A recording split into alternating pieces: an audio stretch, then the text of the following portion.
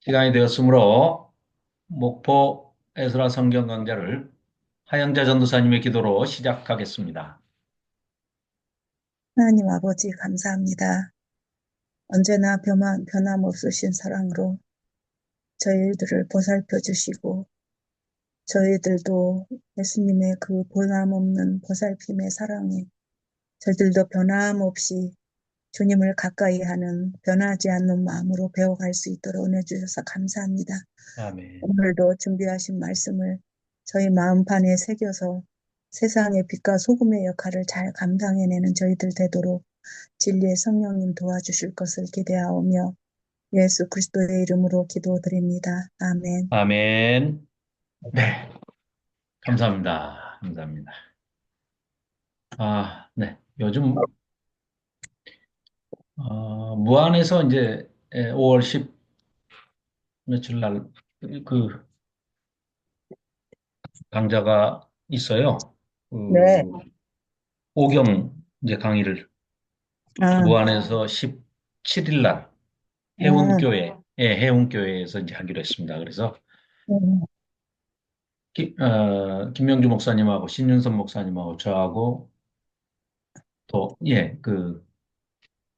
광주 카이스트 그, 이제 교수님하고 네 분이 콜라보로 네 분의 강사가 아침에 시작해서 점심 먹고 오후까지 그렇게 하기로 했습니다. 근데 지금 저기 우리 저 길갈교회도 상당히 많은 분들이 지금 접수를 하셨나요? 뭐 한 대여섯 분 지금 이미 하셨다고 그런 것 같던데. 그렇게 많이는 아니고 10명 안 넘어요. 그러니까 10명 정도 네. 하시면 또 적당하시죠. 거기 숙소 문제도 있고 그래서. 한 20명까지는 해야 되는데. 아, 그래요? 네. 그 날짜가 길갈 교회는 언제부터죠? 26일이요. 26일. 네. 아, 네네네. 지난번에 20명 했거든요. 네네네. 그래서 25명 늘렸는데, 아, 네. 이제 아직 늘렸는데, 시간이 있으니까. 네. 네, 네. 아, 그래요? 어, 우리도 광고를 좀 부지런히 해야 되겠네. 또 8월 3일, 4일부터 7일까지가 광주 참빛교회에서 에스라 성경 강좌고. 8월 4일부터요. 8월, 4일부터 7일까지. 그 다음에 8월 18일부터 21일까지 또 4일간이 생명나무 교회에서 또 강좌를 합니다. 아, 그렇습니까? 네네, 1회. 어, 이제 여기는 어. 1회. 아, 저쪽은 31회, 32회. 꼭 가야겠네요. 네, 그렇습니다. 청명나무 저는, 교회에서 한다니 가야죠. 저는 무안, 광주, 생명나무 세 음. 군데 강사로 지금 준비하느라고 요즘 아주 아이고, 나는 신약이 막 너무 재밌는데 지금 구약을 또 다시 준비하고 있습니다. 근데, 뭐, 구약하고 신약 같이 공부를 해도 너무 재밌습니다. 자, 그러면 화면 공유 하겠습니다. 네. 어, 지난번에 1장 전부 이제 살펴봤죠. 1장이 좀 길었습니다. 그죠? 45절까지 있어가지고, 예, 좀 길었는데 굉장히 이야기가 빠르게 진전이 되고 굉장히 역동적이죠. 그래서 이제 잠깐 보면, 어, 1장 1절 서론 역할을 하고 있는데 이 서론을 떻게 분류하느냐에 따라서 어, 또 여러 가지 의견이 있을 수 있는데요. 지금 이제 서양의 학자들은 이 김호경 교수님의 신약 수업이라는 그 책을 보면은 세 가지로 이제 서론을 1장 1절부터 마가복음 1장 1절부터 15절까지 이렇게 나누어서 서문을 보거나 또 한 가지는 일장 전체를, 1절부터 45절까지를 전체를 서문으로 이렇게 보거나, 혹은 좀 더 확장해가지고 1장 1절부터 3장 6절까지 제자들을 다 불른 여기까지를 확장해서 좀 더 넓게 서론으로 본다 하더라도 공통적인 것은 하나님의 아들 예수 그리스도의 복음의 시작, 예수 그리스도의 복음의 시작, 그 복음이 시작함과 동시에 죽음을 예고하고 있다. 십자가를 예고하고 있다. 왜냐? 세례요한, 복음의 시작이라고 그러시면서 복음이 뭐냐 하면 하고 설명을 하는 게 아니라 복음이 시작이다 하면서 어떻게 그러면 복음이 시작되지 하고 전부 관심을 갖고 딱 들여다보는데 세례요한이 나타났다가 조금 있다 죽어요. 그런데 예수님도 세례요한과 똑같은 말씀을 하시고 바로 이어서 바톤 타치 하듯이 세례요한이 붙잡히고 나니까 바로 예수님이 그 자리를 또 가버나움으로 그대로 또 바톤 타치를 해서 들어오시는 이런 모습이거든요. 그래서 서론을 축소해서 해석을 하건 확대해서 해석을 하건 어떤 방식으로 해석을 하더라도 다 예수님의 복음의 시작은 어, 십자가의 죽음을 향해서 가는 것으로 시작을 한다. 그러니까 이렇게 이야기가 굉장히 역동적이고 빠르게 진행이 되고 또 아시다시피 사복음서 중에 가장 짧은 내용이지만 이 마가복음의 내용이 공간복음의 기초가 되고 뼈대가 돼서 뭐 싱크로율이 아주 그냥 90%가 넘을 정도로 그대로 마가복음을 갖다가 인용을 하고 있다. 이렇게 보죠. 그래서 복음을 전파하는 시작, 그리고 세례 요한의 세례를 받으시러 오셔서 세례를 받으시는 장면, 그리고 세례를 받으시자마자 성령에 이끌리어서 아, 광야로 가셔서 시험을 이기시는 장면이 또 아주 압축적으로 간단하게 나와 있지만 사탄을 물리치시고 에덴 동산에서의 그 창조 때의 그런 모티브를 우리에게 연상시키는 들짐승들도 함께 수종 들고 하늘의 천군 천사들도 예수님 옆에서 수종 들고 있는 장면으로 1장 12절 13절에 소개하고 있죠.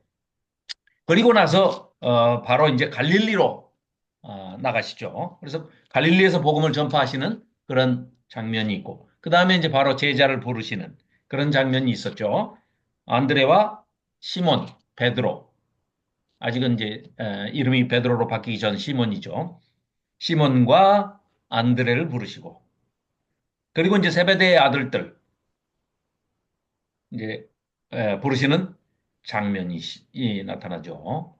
자, 그래서 사람 낚는 어부, 어부의 이제 에, 그 이제 뭐 패러다임에 맞춰가지고 설명을 하고 계시죠.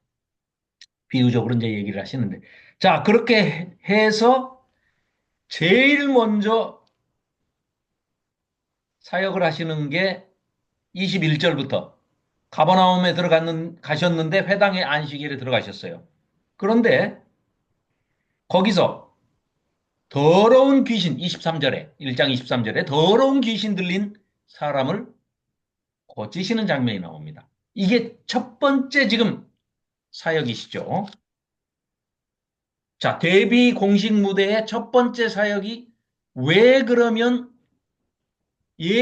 하나님의 아들 예수 그리스도의 복음의 시작이 바로 귀신 들린 자의 귀신을 쫓아내는 사역으로 연결이 되느냐? 영적인 세계죠. 하나님의 세계가 도래했다. 하나님의 나라, 하나님의 통치가 시작이 됐다. 천국이 가까이 왔다. 천국이라 예수님이 천국 그 자체인데 예수님이 등장을 하시니까 이게 제로섬 게임하고 똑같은 거죠.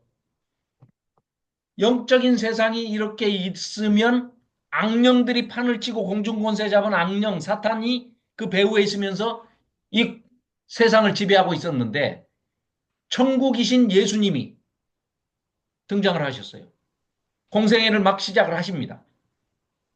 그러니까 당연히 위축이 되는 게 사탄의 세계가, 악령의 세계가 위축이 되죠. 그러니까 그 첫 번째 타겟이 당연하게 뭐가 되겠습니까? 귀신 들린 자가 되는 거죠. 그래서 귀신 들린 자부터 쫓아내는 겁니다. 그런데 우리가 나중에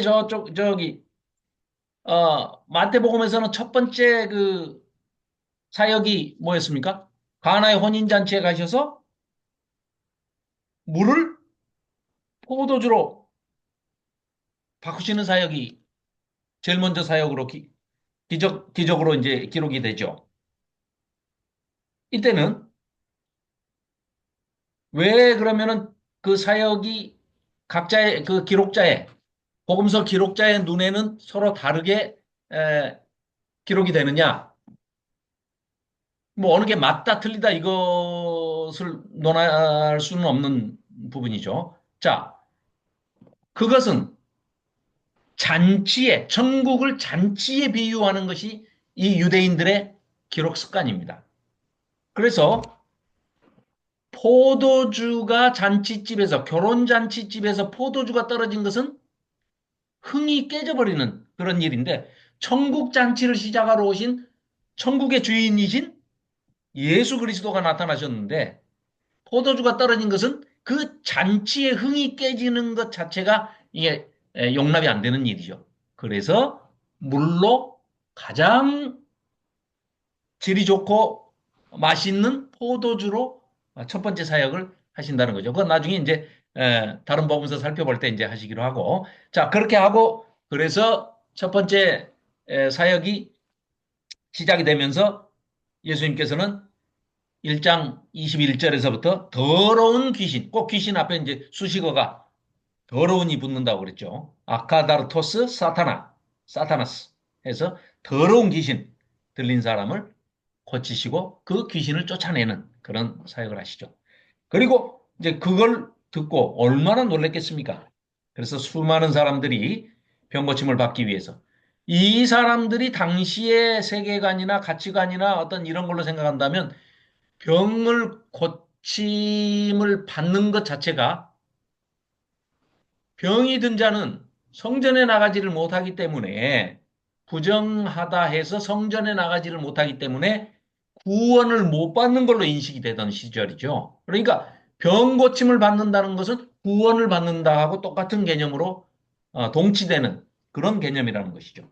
자, 그래서 많은 사람을 고치시고 또 그리고 전도 여행을 이제 떠나시면서 시작을 하시는 거죠. 자, 송은영 집사님께서 2장을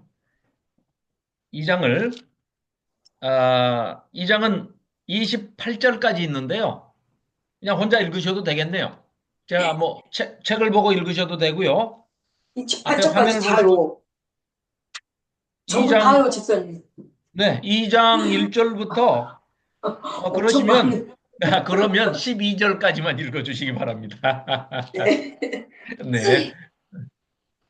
수일 후에 예수께서 다시 가버나움에 들어가시니 집에 계시다는 소문이 들린지라 많은 사람이 모여서 문 앞까지도 들어설 자리가 없게 되었는데 예수께서 그들에게 도를 말씀하시더니 사람들이 한 중풍병자를 네 사람에게 메워 가지고 예수께로 올세 무리들 때문에 예수께 데려갈 수 없으므로 그 계신 곳에 지붕을 뜯어 구멍을 내고 중풍병자가 누운 상을 달아 내리니 예수께서 그들의 믿음을 보시고 중풍병자에게 이르시되 작은 자야 내 죄사함을 받았느니라 하시니 어떤 서기관들이 거기 앉아서 마음에 생각하기를 이 사람이 어찌 이렇게 말하는가 신성 모독이로다 오직 하나님 한 분 외에는 누가 능히 죄를 사하겠느냐 그들이 속으로 이렇게 생각하는 줄을 예수께서 곧 중심에 아시고 이르시되 어찌하여 이것을 마음에 생각하느냐 중풍병자에게 내 죄사함을 받았느니라 하는 말과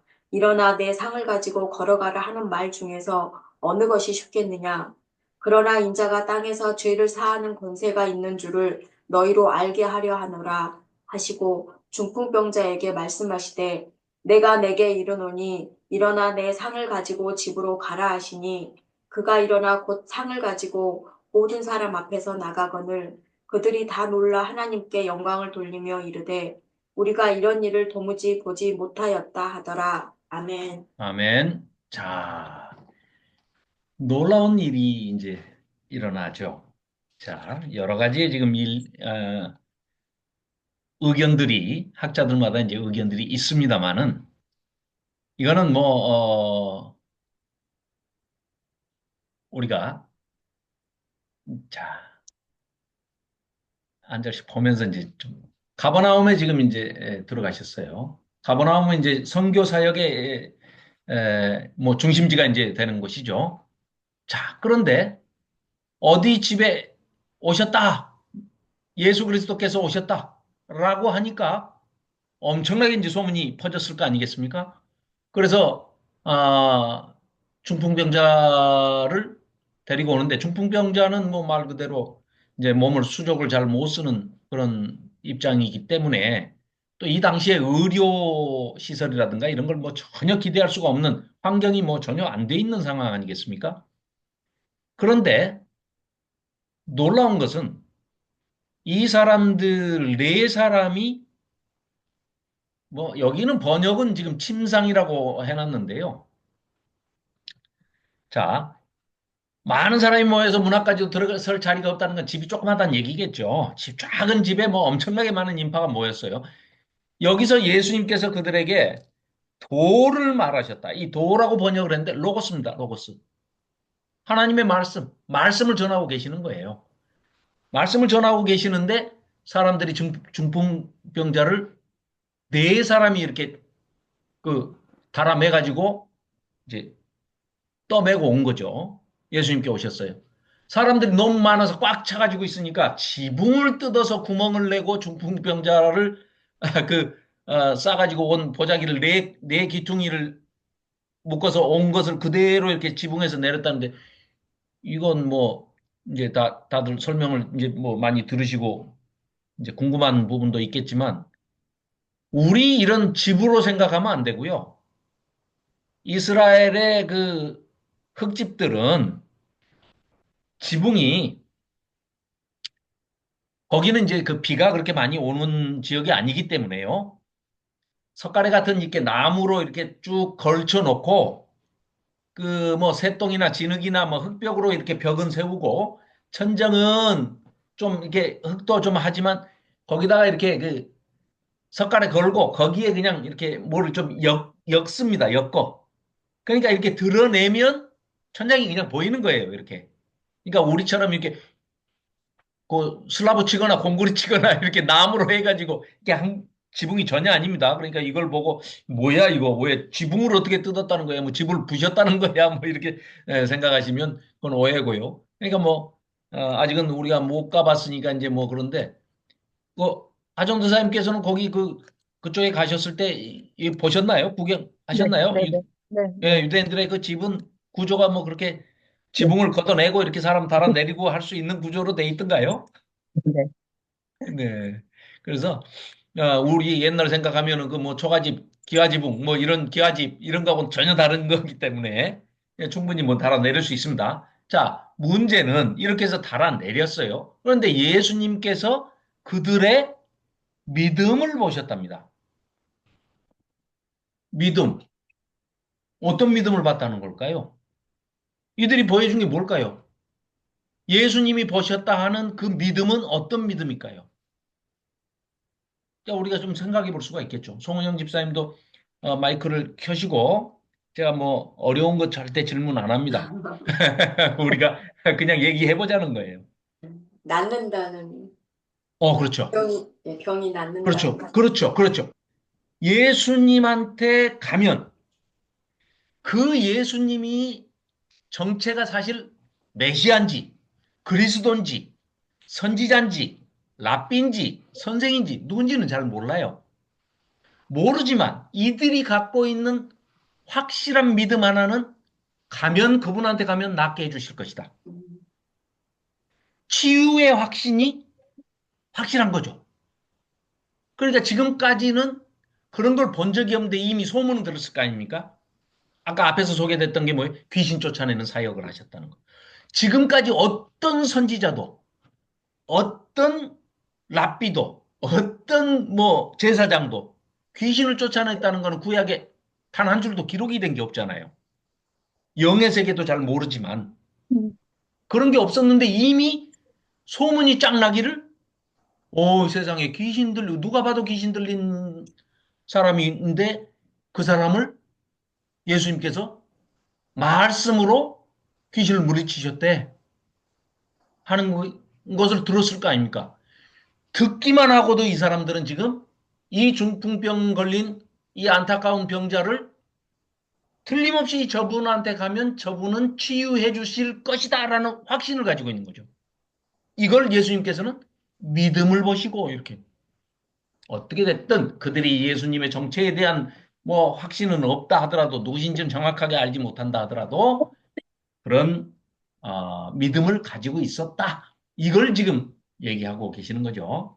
그래서 그 이제 나중에 그 뭐 5장인가요? 넘어가면은 그 왜 그 혈루증 앓고 있는 그 여자가 12년 동안 혈루증을 앓았지만 예수님의 옷을 손만 대도 나을 것이라고 생각을 구원을 받을 것이라고 생각을 하고 옷에 손을 댔잖아요.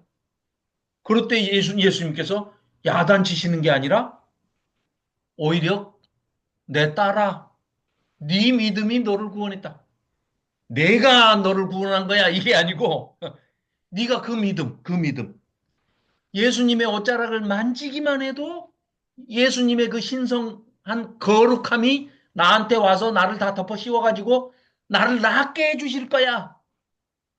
자, 이때는요, 우리 생각해 보면, 자, 더러운 것과 깨끗한 것이 있으면 우리 세상 사람들은 두 개를 딱 섞으면 싹 깨끗해집니까? 아니면 더러워져 버립니까? 까만 먹물에다가 하얀 물이 있어요. 투명한 물이. 두 개를 섞으면 어떻게 됩니까? 물어보나 마나 더러워지죠. 그죠?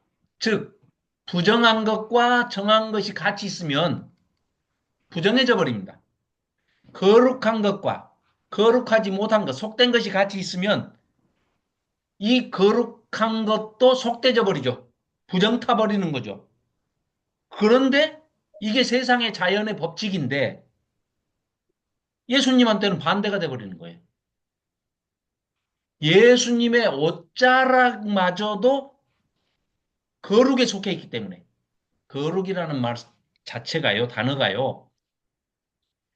어, 한글로 이게 순수 한글이잖아요. 거룩. 거자도 아무 뜻이 없고 룩 그것도 아무 뜻이 없고 두 개 합해서 거룩해도 이게 무슨 말인지 의미가 잘 전달이 안 되잖아요. 그런데 한자로 얘기하면 구별되다, 분리되다, 뭐 이런 얘기를 하지 않습니까? 그러면 더 정확하게 그러면 히브리어 원어의 그 구별되다, 분리되다 이걸 얘기를 할 때, 자, 쉽게 설명을 드리자면 이런 겁니다. 거룩에 대한 얘기가 오해가 자꾸 되는데요. 거룩은 하나님에게서 나온 것이기 때문에 하나님과 관계돼서만 거룩이 가능한 것이지 인간은 죽었다 깨어나도 억만 번을 죽었다 깨도 거룩할 수가 없는 존재입니다. 즉, 이 세상은 전부 피조물이기 때문에 창조주의 되시는 성삼위 하나님만이 그 거룩성을 절대 타자로서 스스로 거룩성을 가지고 계시는 유일하신 분이 하나님이시고 예수님이시고 성령 하나님 뿐이지 우리는 인간은 거룩할 수가 없습니다.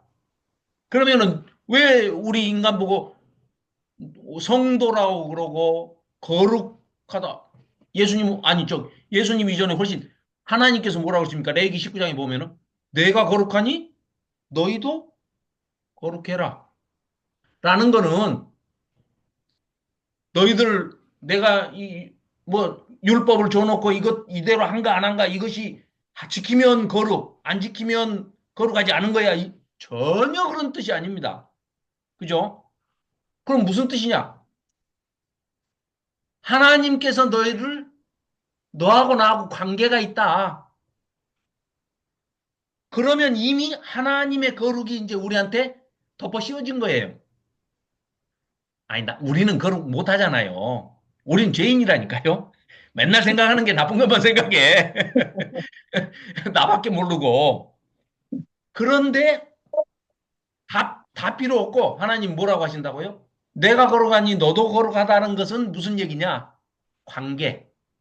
나는 너의 하나님이고 너는 내 아들이야, 딸이야, 내 백성이야. 이렇게 관계를 맺어버리셨다는 얘기입니다. 그 선포는 그 관계를 맺은 하나님의 것으로 구별된 사람들을 빼놓고 나머지한테는 다 니들 내 거 건들면 뒤져. 이 말이에요. 사탄한테 지금 너 잘 봐. 사탄 너 잘 봐. 내 백성이야. 나는 저 애의 하나님 아버지고 저 애는 내 딸이야. 내 아들이야. 내 자식이야. 알았지? 끝. 그러니 너도 거룩해라. 이미 우리는 그 거룩을 은혜로 입은 다음에 그 안에서 살아가는 하나님의 아들, 딸이다, 이 말이죠. 그게 거룩이지. 근데 지금 이제, 뭔 얘기하다 거룩을 이렇게 오래 얘기했죠? 죄송합니다. 아, 중풍병자, 네? 중풍병자 이야기하다. 예, 중풍병자. 예, 그래서 이 거룩이라는 것은, 네네네, 옷에 손댔던 그 혈루증 여자 얘기하다 네. 그랬군요. 자, 그러면 거룩은 하나님으로부터 나오는 것이기 때문에 이게 중풍병자나 또는 혈루증 앓는 여인도 예수님의 옷자락에 손만 대도 그 거룩이 덮어 써버린다는 것을 어찌됐건 이 사람들은 알고 그 은혜 속으로 들어간 거예요. 그게 그게, 믿음이에요. 그게 이 은혜죠. 네, 그게 은혜고 그걸 예수님은 믿음이라고 평가를 지금 5절에서 이렇게 해주고 네, 계시는 네. 장면이죠. 그래서 예수님께서 메고 온 친구들도 믿음으로 봐주셨고, 그 실려온 중풍병자도 믿음으로 봐주신 거예요. 그래서 불결한 것이 아니라, 부정한 것이 아니라 예수님의, 하나님의 정결함으로, 정함으로, 정결 우리 손녀 이름인데, 정결. 정결함으로 그게 오염되는 게 아니라 은혜로 덮어 씌워주신다는 거죠. 하나님만이 하실 수 있는 일이라는 거죠. 기적 중에 기적이죠. 그러면서, 네. 놀랍게도 작은 자야, 작은 자야. 이거는 이제 그 테크논 지금 사실 이거 따지고 보면은요. 예수님은 30 이쪽 저쪽이실 테고 30대 초반이실 거고 중풍병에 걸릴 정도면은 이제 예수님보다는 나이를 더 먹었을 거예요. 그죠? 어린 아이가 뭐 소년이 뭐 중풍병에 걸릴 일은 거의 없으니까. 그런데 여기 지금 작은 자야 이런단 말이에요. 예수님이. 그 원어를 찾아보면 헬라어로 테크논이에요. 물론 작은 자, 소자, 아이 뭐 이럴 수도 있어요. 그렇게 그런 해석도 있습니다. 그런데 잘 찾아보면 또 하나님께서 예수님께서 어떤 뜻으로 이것을 쓰셨을까를 생각해 보면 이 테크논이라는 단어 속에는 누구의 후손, 누구의 자손 이런 뜻이 많이 들어 있습니다. 그러니까 영어로 번역한 영어 번역본을 다 보면 son으로 돼 있어요. son. 누군가의 후손이고 누군가의 지금 자녀죠. 거기에 대해서 예수님께서는 이제 어떤 뭐 신성적인 그런 권위도 있기도 하시겠지만 여기서 이제 이 우리 말로는 그냥 뭐 작은 자야 뭐 아이야 이렇게 번역 그 한 것은 어 조금 어폐가 좀 있고 정확하게 그렇게 옳은 번역은 아닌 것 같아요.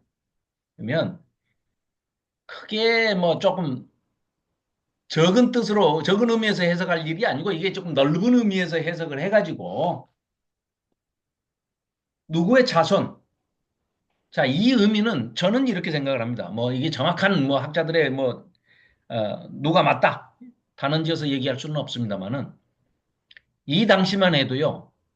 이런 병을 앓으면 다 죄하고 연결을 시켜서 생각을 하던 시절입니다. 보십시오.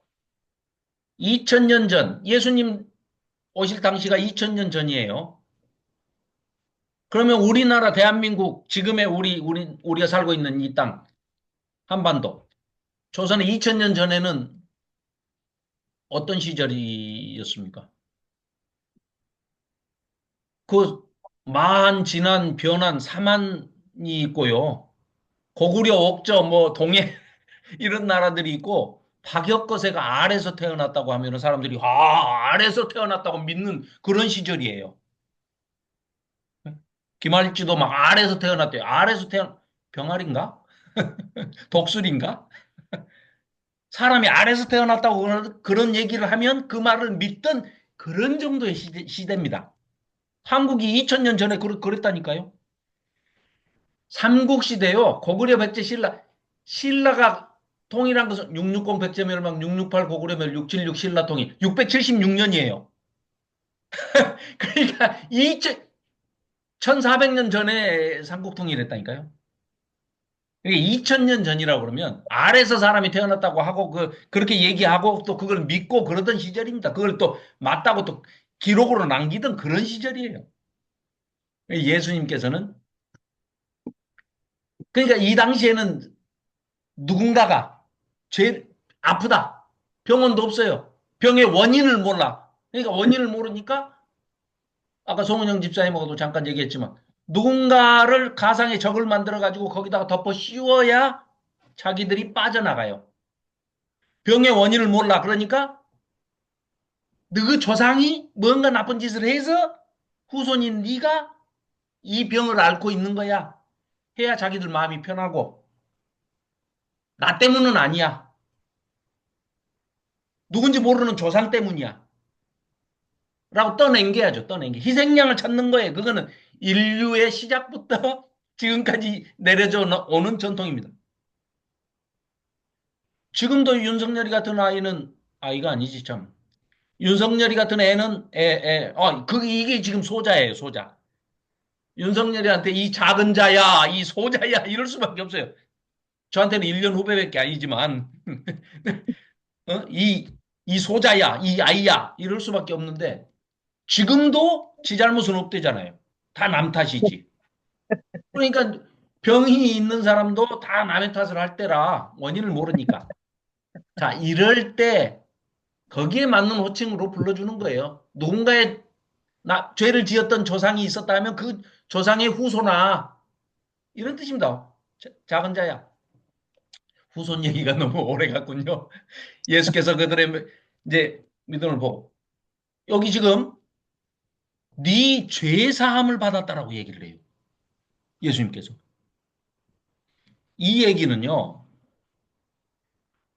우리 참고로 이거 뭐 우리 진도에 이제 뭐 구애 안 받으니까 그리고 조보현 집사님께서 또 이제 오늘 안 들어오셨으니까 우리 사무엘 하 12장 한번 찾아볼까요? 사무엘 하 12장.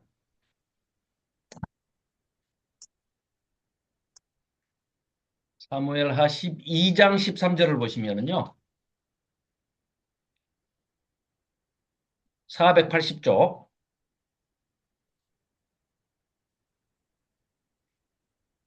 자, 다윗이 바세바 사건을 일으키고 난 다음에 이게 아주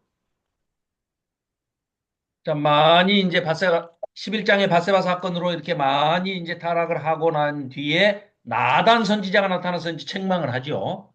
책망을 하니까 그때서야 정신이 퍼뜩 들어가지고 다윗이 엄청나게 후회를 하고 회개를 합니다. 자, 그 장면인데요. 13절.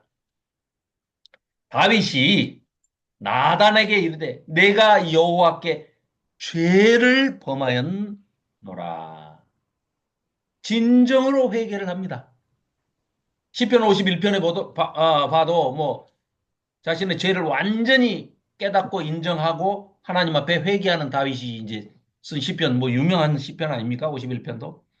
그런데 이 다윗이 나단에게 이제 이렇게 죄를 회개의 고백을 하니까 나단이 뭐라고 얘기합니까? 13절에 나단이 다윗에게 말하되 여호와께서도 당신의 죄를 사하였나니 당신이 죽지 아니하려니와 이 일로 말미암아 여호와의 원수가 크게 비방할 거리를 얻게 하였으니 당신이 낳은 아이가 반드시 죽으리라. 애는 죽는데 네 죄는 여호와께서 당신의 죄를 다윗의 죄를 사하였노라 이렇게 얘기를 했어요. 이때 이 말을 듣고 어느 누구도 신성모독이다 이런 얘기 안 해요. 왜요? 나단은 정확하게 표현을 했어요. 죄를 사할 권한은 하나님밖에 없으시니까 분명히 주어가 누가? 여호와께서 정확하게 표현했어요. 누구의 죄를? 바세바와 간음 사건과 또 우리아를 죽인 살인죄, 간음죄, 이건 10계명 다 거의 다 어겼어요, 지금.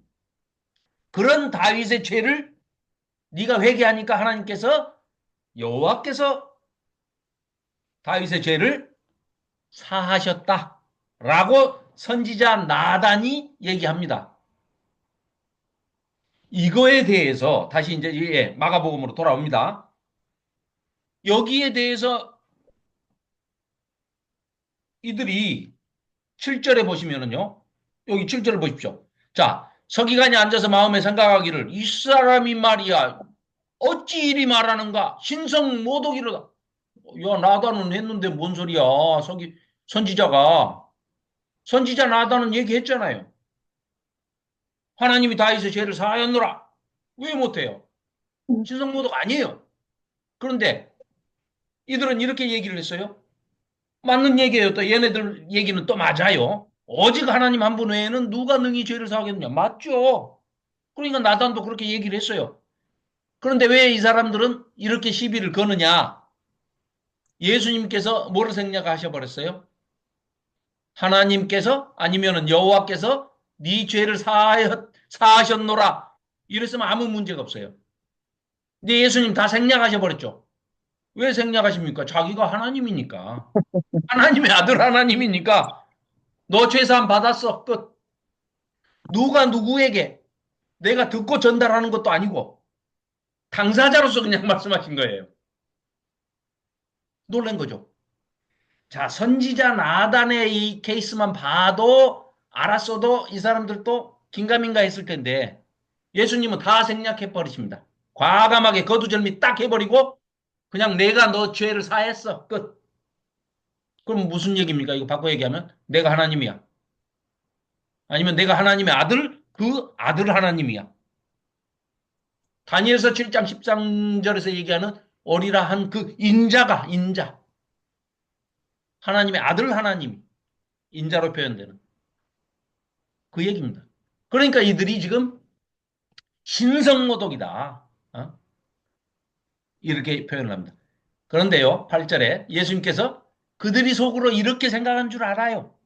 다 아시니까 예수님께서 곧 중심에 아시고 이르시되 어찌하여 이것을 마음에 생각하느냐 하고 오히려 이 서기관들에게 지금 뭐라고 한 말씀 하시는 거죠.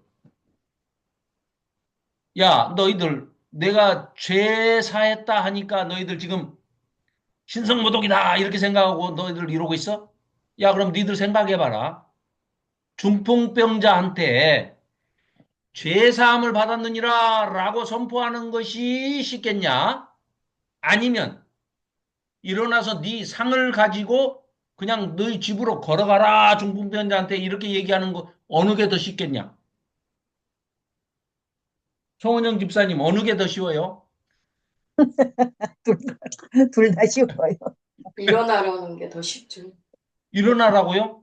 네. 일어나지도 않았는데 상을 가지고 가라는 건, 아니 일어나서 상을 가지고 걸어가라 이렇게 하면은 아, 그거 누가 할 수 있어요? 예수님, 예수님만 할 수 있는 것이지.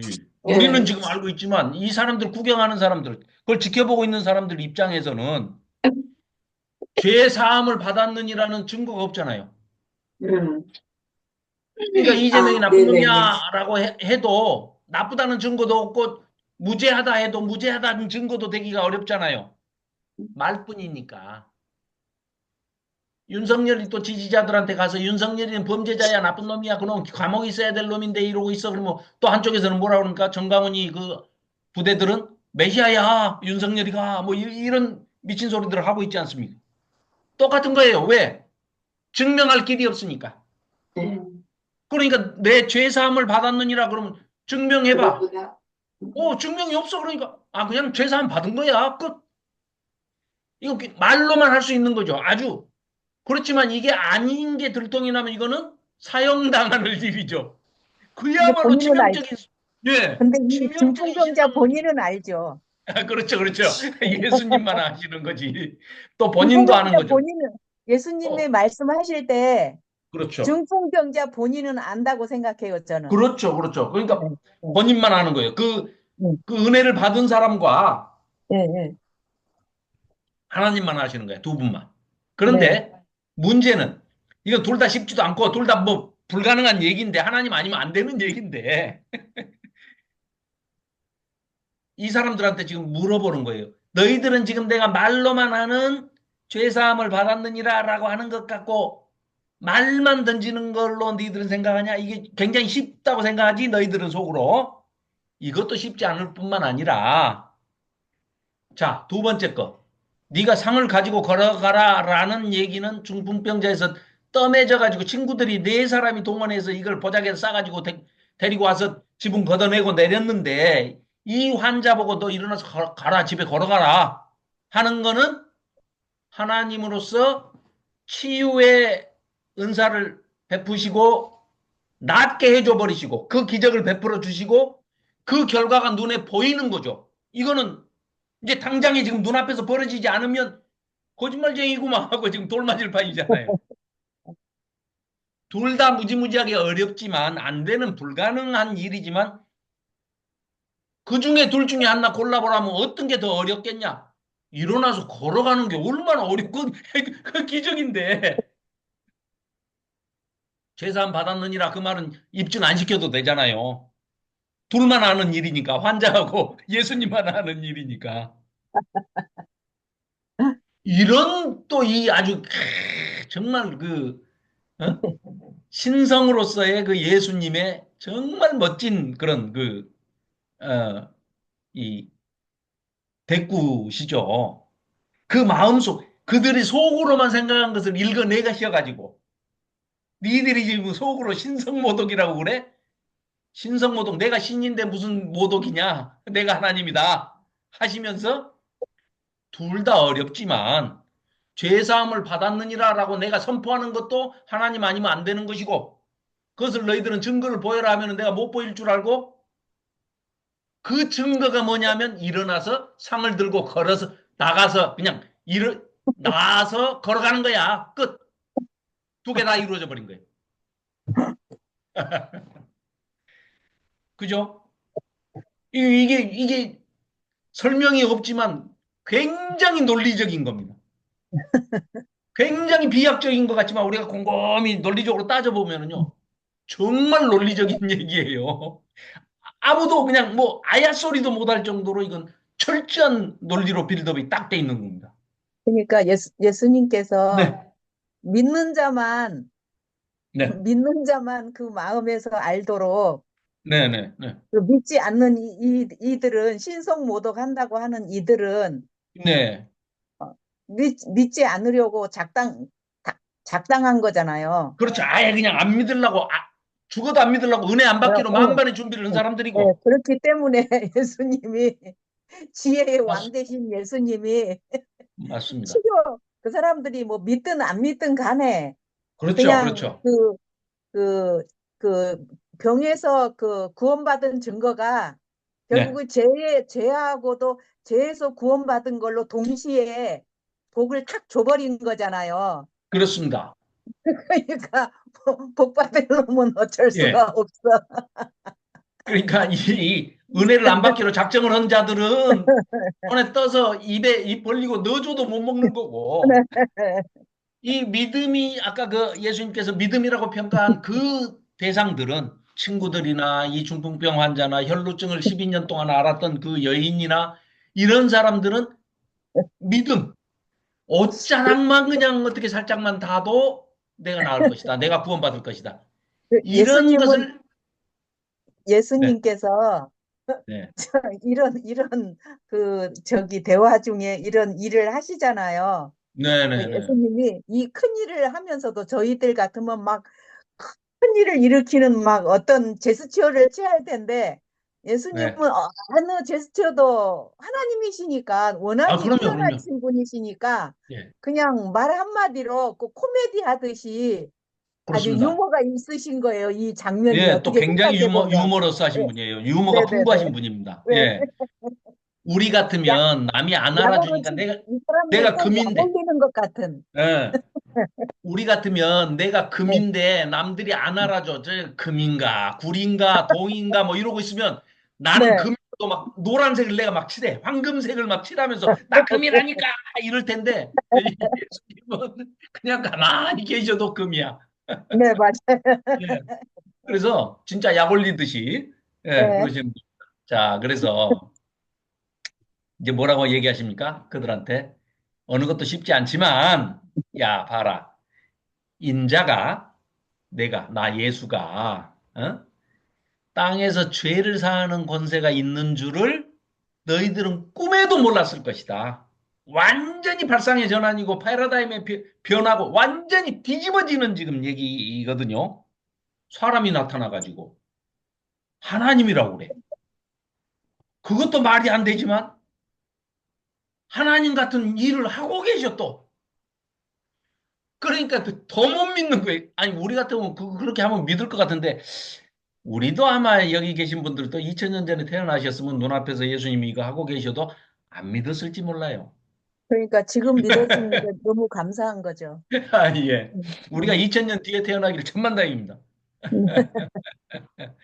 그래서 너희들한테 알게 해주려고 이렇게 하신다는 거예요. 이 일이 무슨 얘기냐?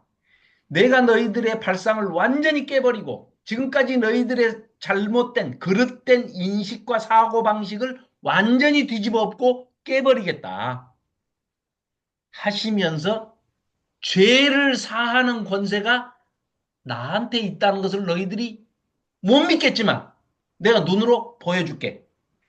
그렇게 해서 하면 딱 둘로 갈라질 것이다.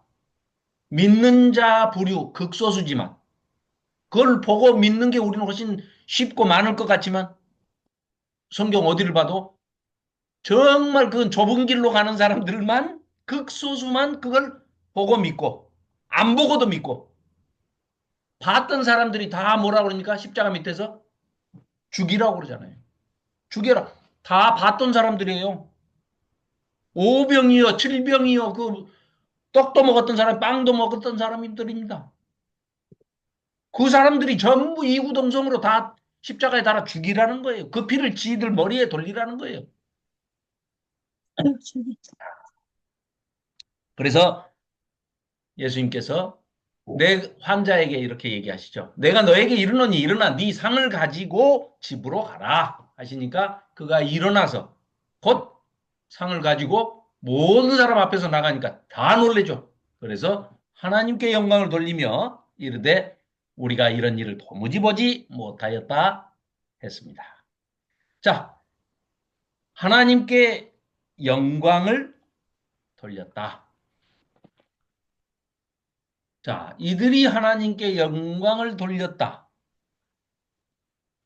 이 사람들은 이제 뭐 아까도 잠깐 설명드렸지만 병과 죄가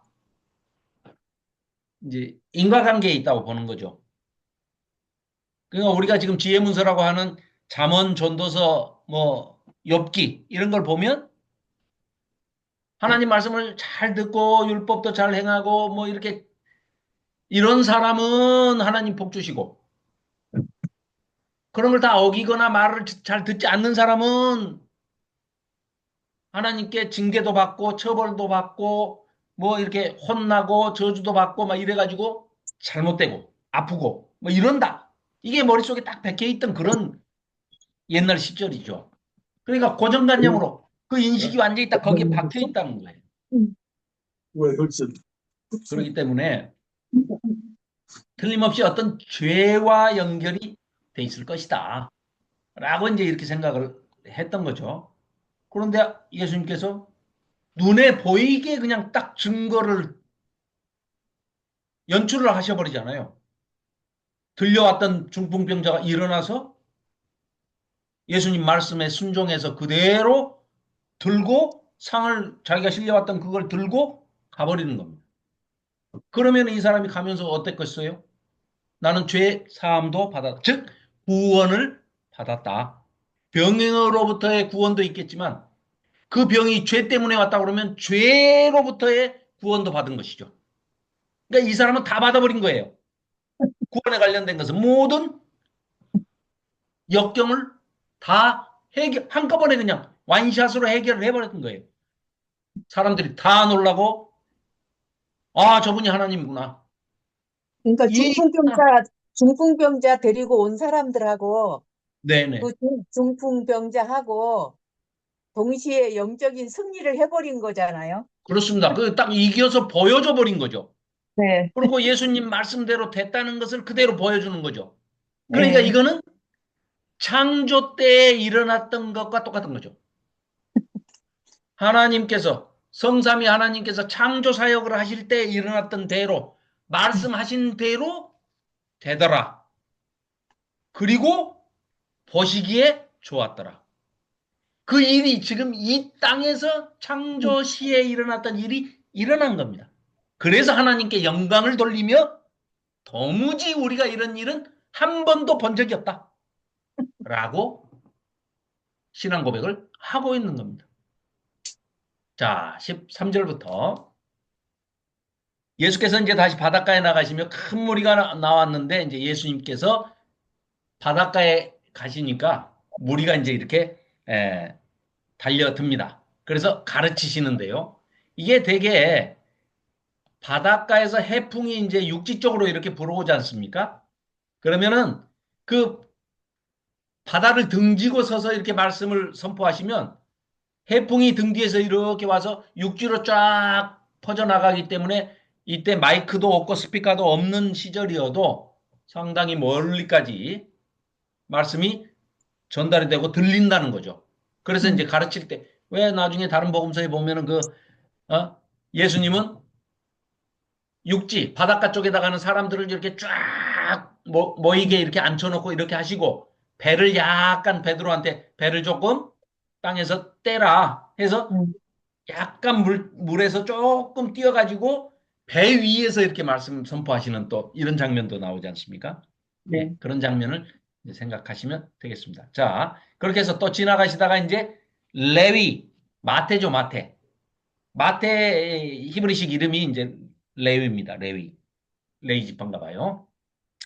자, 또 지나가시다가 알페오의 아들 레위가 세관에 앉아 있는 것을 보시고 그에게 이르시되 나를 따르라. 굉장히 간단하죠. 다른 그 복음서에 보면은 일어나 나를 따르라 이렇게 했죠. 일어나가 여기 이건 그것도 생략돼 버렸어요. 그냥 나를 따르라. 끝. 송은영 집사님도 이제 누구 전도를 하려고 그러는데 말을 잘 안 들으면은요. 어디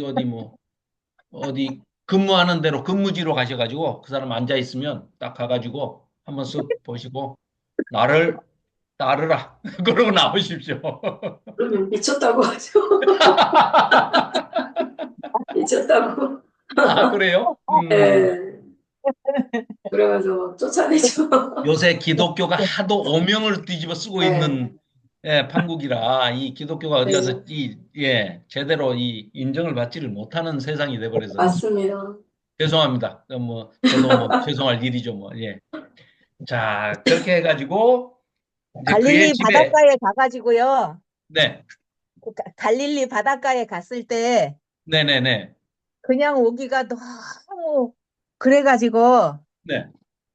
예수님 사랑한다고 목청이 터지게 외치고 왔어요. 아이고 잘하셨습니다. 예, 그 분명히 들으셨을 겁니다. 틀림없이 뭐 근데 100% 들으셨을 겁니다.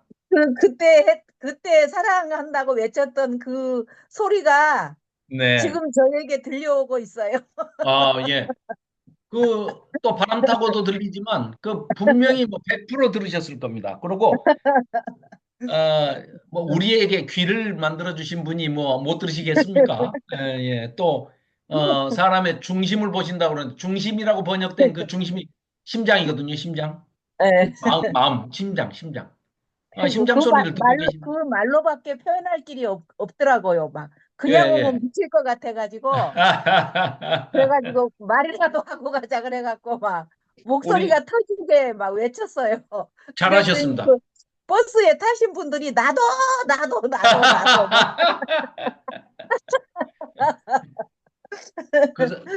그, 사- 그 사람들은 저기 예수님께서도 나도 하영자 내 딸아 사랑한다라고 하지만 옆에서 나도 이렇게 했던 사람한테는 예수님께서 너도 이러실 거 아니에요. 그 사람 사랑한다는 얘기는 못 들고 너도 그러실 거예요. 어, 자, 셀이 마태의 집에 그의 집에 앉아 잡수실 때에 자, 음식을 차려놓고 이제 식사를 합니다. 이 식탁 교제가요. 참 거기에 초점을 맞춰가지고 책을 쓰신 분이 그 지난번에도 소개해드렸지만 이 신약 수업 쓰신 이 김호경 교수가 여자분인데 이 김호경 교수가 그 식탁 교재에 그 초점을 맞춰가지고 쓰신 책이 있어요. 이게 음, 참 그 이 외국의 그 유명한 신학자들도 그런 쪽에 이제 관심을 많이 갖기도 한데 이 김호경 교수님도 그 아주 오래전에 그 책을 쓰셨어요. 그러니까 자, 그러니까 예수의 식탁 이야기 도란노 서적에서 나온 책인데 예수의 식탁 이야기. 예수님이요. 부활하셔가지고 원래 그 십자가에 달리시기 전에 내가 부활하면 어디서 만나자 하고 얘기하셨는데 다 제자들은 다 잊어버렸잖아요. 근데 오셔가지고 예수님이 물고기 잡으러 제자들은 다 갔는데 배에 있는데 저쪽에서 얘들아 물고기 많이 잡았냐 하고 누가 물어보잖아요. 그러니까 동네 사람인 줄 알고 못 잡았다고 그러잖아요. 어. 그런데 예수님께서 이렇게 막 설명을 하시는데 눈치를 딱 챘죠. 요한이. 예수님이다. 그러니까 베드로는 옷을 벗고 그물질을 하고 있다가 고기를 잡고 있다가 물속에 뛰어들면서 옷을 입고 뛰어들어요. 그 나중에 우리 한번 찾아보면 참 재밌는 그 장면입니다. 그게 그림이 그려져, 그림이. 자, 네, 어쨌거나 이제 세리였던 마태, 레위라고 하는 이 마태를 나를 따르라. 아까 조금 전에 나를 따르라 그랬어요. 그랬더니 바로 그 다음 장면에 이제 이 사람이 세리 못된 짓을 이제 다 세리는 죄인입니다. 무슨 얘기냐? 뭐 이미 말씀드려서 다 잘 아시고 계시겠지만 조폭들을 거느리고 그 지역에 살고 있는 가버나움 지역에 살고 있는 모든 사람들 유대인이건 뭐 타국인이건 머릿수 인구수 딱 계산해 가지고 하청을 받아요. 그러면 로마 당국에서 식민 통치를 하면서 이런 세리들한테 용역을 줍니다. 자, 너는 요 뒷계 뭐 주교 1, 2, 3동에 대해서 세금 100억 걷어와 바쳐. 그럼 뭐 100억 걷어다 주면 이 사람 남는 게 없잖아요. 그럼 150억을 걷어야 되겠죠. 자기가 50억 먹고 100억을 갖다 바쳐요. 이렇게 해서 걷고 잘 뜯어내고 잘 바치는 아주 무자비한 우리 옛날로 따지면 일제 치하에 있을 때로 따지면 딱 친일파죠. 딱 친일파입니다. 그것도 세금 징수하거나 순사 노릇을 하는 순사 첩자 노릇을 하는 친일파. 딱 그런 짝입니다. 그런데 재밌게도요. 예수님께서는 12제자 중에요. 열심당원도 있어요. 그 열심당원은 독립군이야, 독립군. 그러니까 독립군하고 친일파를 짝을 묶어줘요, 이렇게. 제자 안에. 진짜 예수님은요, 아까 그 하영자 전도사님 말씀하셨지만, 유머도 풍부하시지만, 굉장히 해부지신 것 같아. 어떻게 세상에 친일파하고 독립군 대장을 둘을 딱 붙여놔요. 그러니까 진짜 그 사람 같이 네, 내가 막 찬조 주니까 높게 막 거리감 있게 하시는 게 아니라 네, 진짜 네, 막 네. 이웃집 아저씨처럼 사람 같이. 그렇게 너무너무 재밌잖아요. 그 상황 자체가. 얼마나 또 인간적이고. 자, 그렇습니다. 그래서 이제 많은 세리와 죄인들이 죄인이라고 하면 세리도 죄인이지만 세리가 거느리고 있는 그 마태의 친구들, 주변 사람들은 다 조폭들이에요. 죄인들입니다. 그러니까. 폭력배들이에요. 폭력배를 넘어서 거의 강도 수준에 이르는 친일파들이죠. 친로마파들이죠. 예수와 그의 제자들과 함께 앉아서 식탁 교제를 하십니다. 식사를 합니다. 식사. 네. 이 당시 우리나라도 뭐 하루에 세 끼를 먹은 게 100년 정도밖에 안 됐다고 그래요. 이전에는 두 끼 먹었답니다. 모든 기록이 두 끼, 인류 자체가 거의 두 끼를 먹었다고 그래요. 세 끼 먹은 게 얼마 안 된답니다. 문명이 발달하고 뭐 불과 100년 이쪽 저쪽이래요.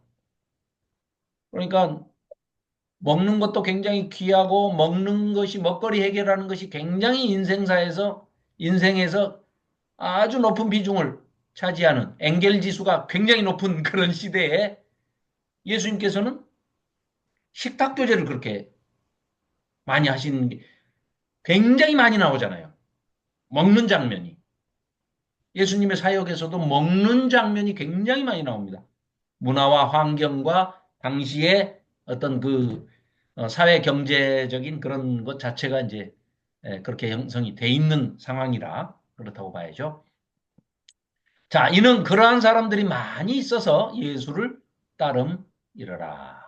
바리새인의 서기관들이 예수께서 죄인 및 세리들과 함께 잡수시는 것을 보고 이들이 이제 옆에서 비아냥거립니다. 뭐라고 비아냥을 거리느냐? 그의 제자들에게 이르되 어찌하여 세리 및 죄인들과 함께 먹는가? 이전에는 어땠습니까? 그 세례 요한이 나타났을 때는 광야에서 메뚜기와 섭청 먹고 아예 식탁 교제 이런 거 없었죠. 이 사람은 철저하게 엘리야 선지자처럼 복장도 낙타토롯을 입고 이 광야에 사는 야인으로서 그렇게 나타나가지고 할 때 저것은 어? 뭐 아예 먹지도 않고 포도주도 마시지도 않고 메뚜기 잡아먹고 사는 그런 귀신 들린 놈이다 하고 세례요한은 비난했던 자들이 또 예수님은 유난히 이리와 밥 먹자 밥 먹자 밥 먹었냐 밥은 먹고 다 있냐 맨날 이러시고 맨날 밥 먹자 하니까 대번에 예수님한테 뭐라고 그래요? 이들은 먹기를 참. 보라 맨날 빵만 먹고 포도주나 마시고 먹기를 탐하는 자여 포도주를 즐기는 술주정뱅이다 이렇게 별명을 붙여요. 예수님의 별명이 이 서기관들 바리새인들이 붙여놓은 별명이 술주정뱅입니다. 전혀 그러니까 조롱하고 비난하기 위해서 덮어씌운 거예요. 아까 뭐라고요? 조금 안 먹고 절제하고 광야에서 SNF파 같이 이렇게 금욕주의자처럼 사는 세례 요한한테는 귀신 들렸다. 유난히 제자들을 불러가지고 가난한 사람들 그 공동체에 들어가서 가난한 집만 돌아다니면서 식탁 차려서 밥 먹자 하고 하시는 예수님한테는 먹기를 탐하는 술주정뱅이라. 이렇게 조롱을 하는 겁니다. 그러면서 자, 예수께서 그 말씀을 들으셨는데 가만히 계실 리가 없으시죠. 그래서 예수님께서 뭐라고 그러십니까? 들으시고 그들에게 이르시되 정말 멋진 말씀이죠. 건강한 자에게는 의사가 쓸데없고 병든 자에게라야 쓸데 있느니라. 굉장히 짧은 비유고 그런 그 레토릭이지만 엄청나게 파워풀하죠. 힘이 있는 말씀이죠. 야, 내가 이 가난한 사람들, 끼니를 때우지 못해가지고 이런 사람들한테 아니 식탁 교제는 자 식탁 교제는 우리가 그 메타포 은유를 뭘로 생각해야 되느냐? 옛날 우리 못 살 때도 우리는 지금 잘 생각은 잘 못하지만 100년, 200년 전 우리 그 드라마에 사극 나온 것은 다 거짓말입니다. 고증이 안 된 거예요. 그렇게 좋은 옷 입고 그렇게 좋은 음식들 먹지 못했습니다. 하루에 두 끼 겨우 먹었고요. 가난한 사람들은 한 끼로 때웁니다. 그것도 뭐 정말 그 초근 목피 이런 걸로 때우는 이런 식사들을 하고 살 때인데 자, 이 200년 전만 100년 전만 생각해도 예수님께서 다 불러 모아 가지고 식사를 한다고 해봐야 그렇게 뭐 넉넉한 거 뭐 이런 거 차려가지고 지금 먹는 게 전혀 아니지 않습니까? 자, 이들은 자기들이야 얼마든지 뭐 음식에 대해서 어?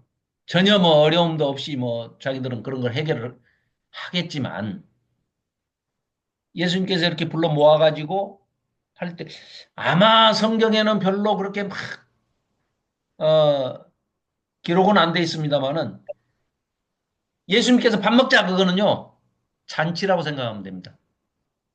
옛날 거지들이 누구네 집 저 최참판 댁이 매돌 며칠이 회감날이고 정진산의 집이 매돌 며칠 날이 제삿날이고 이거 이 리스트가 삼시세끼를 해결 아니 삼시세끼가 아니라 식생활을 해결하는 그 리스트예요. 누구네 집 잔치 내지는 초상 내지는 제사 혼인식 뭐 환갑 진갑 이 날짜를 잘 알고 있으면 밥은 안 굶어요. 이게 예수님이 지금 이 식탁 교제를 하시는 것이 이 수준입니다. 잔치예요, 잔치. 예수님이 가시는 곳은 잔치입니다. 먹을 게 없어서 텔텔 굶었던 사람들이 예수님이 짠 나타나시면 먹는 거예요. 잔치를 벌리는 겁니다. 그 은유적인, 그 비유적인 것을 생각을 우리가 해야 하는 게 그래서 여러 군데 잔치 이야기가 복음서에 보면은 많이 그림자처럼 이렇게 숨어서 잔치 얘기가 많이 나와요. 아까 말씀드렸던 가나의 혼인잔치 이런 것도 잔치 얘기들을 하는 것은요. 메타포가 뭐라고요? 은유가 천국 잔치입니다. 천국. 천국을 떠올려라. 그러니까 먹을 게 없던 시절에 예수님이 나타나서 야야 밥 먹자 이리 와라 다 배고픈 자들아 목마른 자들아 다 이리 와 먹고 마시자 이리 와 하고 잔치에 초대하시는 것은 곧 이꼬르 뭐라고요? 천국. 천국의 이미지를 동시에 선사해 주시는 겁니다. 너희들 지금 이 순간만큼은 아무 근심 걱정 없고 배고픔도 있고 먹고 마시고 즐겁게 노래하고 즐거운 일만 이래서 잔치의 그 이미지가 천국을 연상하게 하는 그렇게 생각하시면 틀림이 없습니다. 그래서 예수께서 들으시고 그들에게 건강한 자에게는 의사가 필요 없어. 병든 자라야 쓸 때가 있어. 나는 의인을 부르러 온 것이 아니고 죄인을 부르러 와서 그래 너희들이 죄인이라고 하는 그 죄인들을 나는 부르러 온 거야. 왜? 그 배고픈 자들, 그 마음이 상한 자들, 애통하고 슬픈 자들, 누구한테 핍박을 받고 환난을 당하고 어려운 사람들, 몸이 아파서 원치 않는 병으로 질병을 당해서 고통받고 있는 이 사람들을 잔치에 내가 초대해서 즐겁고 그런 아픔과 시름을 다 잊어버리게 하는, 내가 잔치를 배설해서 내가 잔치에 너희들을 초대하는데, 그러려면은 누구요? 의인이 아니고 죄인. 누구요? 건강한 자가 아니고 아픈 자들. 누구요? 슬퍼서 애통한 자들, 마음이 상한 자들. 이런 자들이 내 잔치에 초청받을 사람들이야. 그래서 예수님께서 산상수훈에서 하시는 말씀도 슬프고 애통하고 가난한 자가 복이 있도다. 왜? 그런 자들이 제일 먼저 초청을, 예수님의 잔치에 초청을 받는 대상들이다, 이 말씀이죠. 그리고 지난번에도 말씀드렸지만 3대 의라고 그래가지고 유대인들은 뭐라고 얘기한다고요? 이 구원을 받으려면 세 가지를 해야 되는데, 첫째, 기도와 금식과 구제. 이 세 가지를 잘하면은 이걸 3대 의, 3대 경건, 3대 의인, 뭐 이래가지고 이거 따진다고 그랬잖아요. 이거는요, 먹을 게 없어가지고 배고픈 사람들이 나 금식하고 있어요, 이 얘기가 전혀 아닙니다. 배부른 자들이 먹고 음식이 너무 많으니까 또 먹어야 되겠는데, 먹고 나서 가서 토하고 와가지고 또 먹습니다. 그 로마인들이 하던 그 역사 기록에 보면 그런 것들이 너무 많이 나와 있습니다. 그런 못된 짓들을 하고 있을 때요, 다른 사람들은 텔텔 굶고 있는데, 그런 못된 짓들을 했던 그 자들이 생색내면서 내가 한 끼 식사비를 줄여가지고 이걸로 내가 좋은 일하고 착한 일에 쓰고 내가 이렇게, 나는 고통받으면서 내가 이렇게 굶고 있다. 이 금식, 구제와 연결된 금식을 내가 몇 번 했네 하고 이렇게 자랑하고 다니는 자들입니다. 그래서 그런 거 다 필요 없다. 너희들, 이제 신랄하게 예수님께서 오셔서 비판을 하시는 거죠. 자, 요한의 제자들과 바리새인들이 금식하고 있는지라. 세례 요한의 제자들은 왜 금식을 하냐? 이 사람들은 SNF하거나 금욕주의자들입니다. 그러니까 먹을 것, 세례 요한 자체가 메뚜기 먹고 먹을 걸 뭐 이렇게 쫓아다니는 그런 이 공동체가 아니에요. 그래서 굶는 거고, 바리새인들은 뭐예요? 잘난 척하고 내가 이만큼 신앙심이 높고 내가 이만큼 믿음이 깊다, 이거 보여주려고 외식으로, 가식적으로, 위선으로 하고 있는 그런 자들입니다. 그런 자들이 어쨌거나 금식은 똑같아요. 그런데 내용은 전혀 다르죠. 그런데 예수께 와서 말하되, 요한의 제자들은 없어서 못 먹고 있고 그러니까 금식이고 금욕주의자들이고, 바리새인의 제자들은 경건한 척하고 의인인 척하기 위해서 금식을 하고 있는데, 어째서 예수 당신의 제자들은 맨날 잔치냐? 어, 예수님이 잔치만 버리시니까 맨날 잔치지 뭐. 왜 금식 안 합니까? 상당히 시비 걸고 이게 하는 얘기입니다, 지금. 이들이 와서 그랬어요. 그러니까 예수님께서 정말 멋진 말씀을, 재치 있는 말씀을, 기가 막힌 말씀을 하시죠. 뭐라고요? 야, 내가 신랑인데 말이야. 알듯 모를 듯한 얘기를 하시는 겁니다. 니들은 들어도 알까? 뭐 싶으시면서, 내가 신랑인데 말이야. 지금 잔치거든? 무슨 잔치? 결혼잔치야. 신랑? 내가 신랑이야. 여기 있는 내 제자들? 응? 얘네들이 신부야. 야, 신랑하고 같이 있는데 뭘 굶냐? 굶기는 잔치인데. 잔치니까 몽땅 먹어야지. 그 말씀하고 계십니다, 지금. 예수님께서. 잔치집에 와가지고 왜 금식을 해?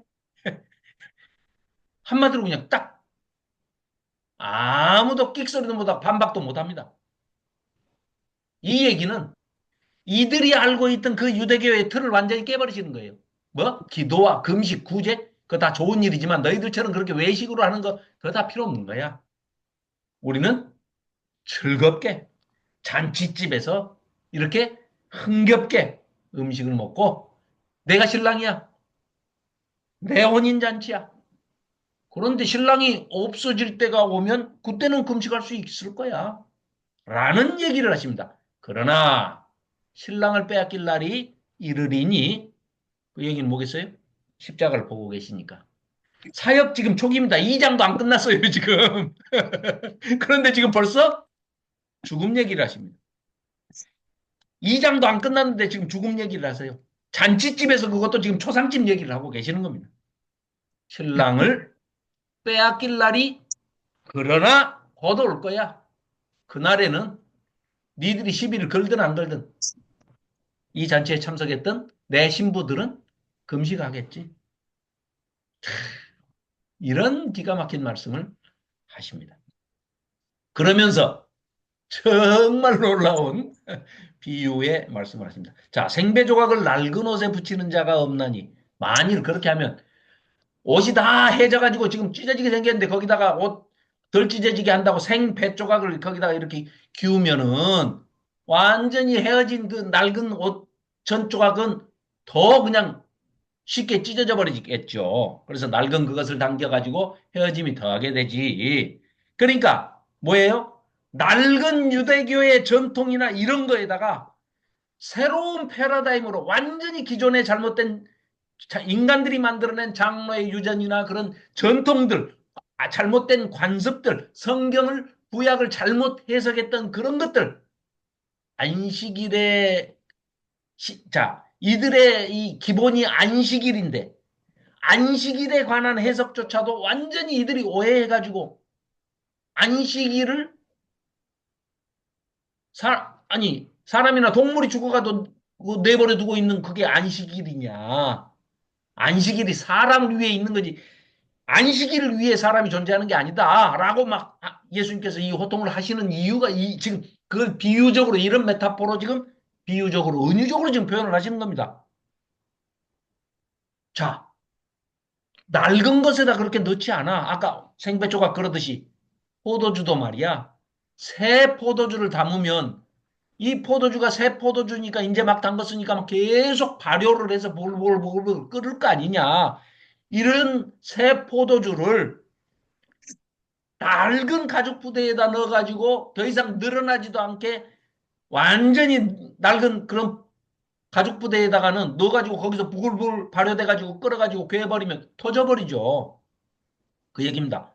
만일 그렇게 하면 새 포도주가 부대를 터뜨려서 포도주와 부대가 다 못쓰게 버려 땅에 쏟아져서 버려지게 되고 부대는 찢어지게 되는 것 아니냐. 이 말씀은 뭐예요? 예수님께서 이 땅에 오셔서 새로운 하나님의 사역을 천국이 하나님의 통치가 가까이 왔다라고 하고 계시는 그 예수님의 사역을 낡은 프레임에 그대로 넣어가지고 낡은 형식을 가지고 자꾸 이것도 안 된다, 이것도 안 된다, 저것도 안 된다. 그 대표적인 게 시비가 뭐였습니까? 안식일에 왜 자꾸 사람을 살리고 고치냐 하고 시비를 걸잖아요. 이 사람들은. 답답한 사람들이죠. 그래서 예수님께서 그 말씀을 지금 하고 새로운 패러다임을 얘기하고 계시는 거죠. 예수님의 사역을 너희들이 가지고 있는 잘못된 낡은 전통의 습관이나 그런 프레임이나 낡은 형식의 틀에 꾸겨 넣으려고 하지 말아라. 이런 말씀을 하고 계시는 겁니다. 오직 새 포도주는 새 부대에 넣느니라. 이렇게 말씀하셨습니다. 자, 안식일에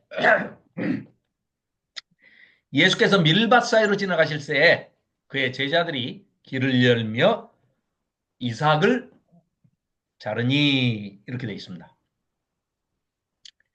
어, 레이기에 보면은요. 요즘 레이기를 정리를 이제 뭐 하고 있는데요. 어, 레이기에 자 출애굽한 이스라엘 백성들을 시내산 아래 딱 머물게 하시고 모세를 통해서 율법을 주십니다. 레이기를 주셔요. 또 그 이전에 레이기 주시기 전에 십계명과 레위기 그 사이에 성결 법전이라고 하는 그런 내용들을 주시는데요. 놀랍게도 그때 벌써 이 기록이 어, 레위기에 기록이 돼 있습니다. 출애굽기에도 기록이 돼 있고. 자, 뭐냐? 무슨 얘기냐? 너희들이 이 약속의 땅에 들어가 가지고 적과 꿀이 흐르는 약속의 땅 가나안 땅에 들어가서 살게 될 때에 농사를 지으면 밀농사를 지으면 내 귀퉁이에 추수를 할 때 내 귀퉁이의 밀은 다 거둬들이지 말고 수확하지 말고 놔둬라. 두 번째, 수확을 하다가 이쪽 손으로 잡고 한쪽 손으로 낫지를 하고 막 이렇게 할 때 이 손에서 빠져나간 것은 줍지 말아라. 줍지 말고 그대로 흘린 채로 놔둬버려라. 왜? 왜 귀퉁이도 남겨두고 왜 흘린 것은 다시 줍지 말아라. 그걸 법으로 정해주셔요. 왜요? 그래야 너희들도 애굽에 들어가서 이집트 땅에 들어가 가지고 노예로 전락을 한 다음에 남의 나라에서 이방인처럼 살았지 않냐. 그러니 지금 너희들이 출애굽을 할 때, 유월절을 할 때 하나님으로부터 구원을 받을 때, 패스오버해서 구원을 받을 때 그 죽음의 피가 발라진 곳은 죽음의 사신이 건너뛰어서 지나갈 때 유월절을 통과해서 다 살려서 나올 때 너희들 외국인들도 함께 나왔지. 너희들도 외국인으로 이방인으로 게르로 살았던 것을 생각해라. 그래서 가난한 자들, 고아와 과부와 의지할 데 없고 땅이 없는 이방인들, 외국인들이 그 밀을 너희들이 추수하다가 남겨놓은 것을 그들이 와서 땅에 떨어진 걸 줍고 내 귀퉁이에 남겨둔 것 그것을 걷어서 겨울을 나고 이 먹거리를 해결할 수 있지 않겠냐. 이걸 법으로 정해 주십니다. 그런데 정말 놀라운 것은 그걸 법으로 정해 주시는 하나님께서 내 귀퉁이는 어디서부터 어디까지가 내 귀퉁이다. 이것이 없어요. 그러면 유대인들이 랍비들이 또 가만히 있었겠습니까? 자, 성경은 구약은 율법은 오경은 딱 있어요. 모세 오경. 그럼 이걸 해석을 해요. 미시나 뭐 브라이다 할라다 하카다 뭐 이 사람들 이제 뭐 엄청난 탈무드까지 해석을 합니다. 성경을 해석하는 거예요. 해석을 하는데 뭐라 그러냐? 아니 성경에는 하나님은 안정해 주셨다니까요. 귀퉁이는 뭐 몇 평짜리 노는 저 귀퉁이는 가로 2m 뭐 세로 뭐 몇 미터 없어요 이게. 네가 알아서 해. 야 여기에 하나님의 은혜가 있는 겁니다.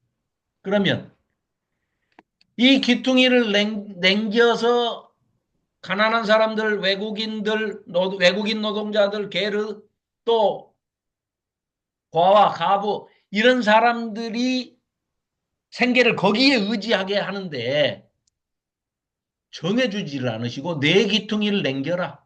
그들을 위해서. 이렇게만 돼 있어요. 아주 러프하게 딱 제한을 안 합니다. 자, 첫째, 정확하게 제한을 하셨다 하면 우리는 지키냐 안 지키냐 로봇가 되느냐 마느냐 요 딱 둘 중에 하나밖에 없어요. 그거 했는데 나는 안 지키겠어. 그거 했으니까 나 그것만 지키면 되지. 이런 관계를 원하시는 게 아닙니다. 자, 특히 과거에 2000년 전에 이 사람들은 내년에 비가 올지 안 올지 몰라요. 내년에 또 전쟁이 일어나 버릴지도 몰라.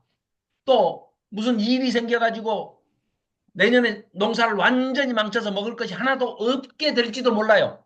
그런데 우리도 나그네였고 우리도 배를 고파봤는데 배를 골았었는데 그런 적이 있었는데 하나님께서 또 우리한테 이런 법을 주셨는데 그래 우리보다 더 가난한 사람들 우리가 신경 써야지 하고 자기 마음에 나도 가난하지만 조금 많이 남겨야 되겠다. 조금 흘려서 또 밀도 이렇게 군데군데 좀 떨어뜨려 놔야 되겠다 하는 마음으로 내려주는 사람은 그 사람 마음속에는 뭐가 있겠어요?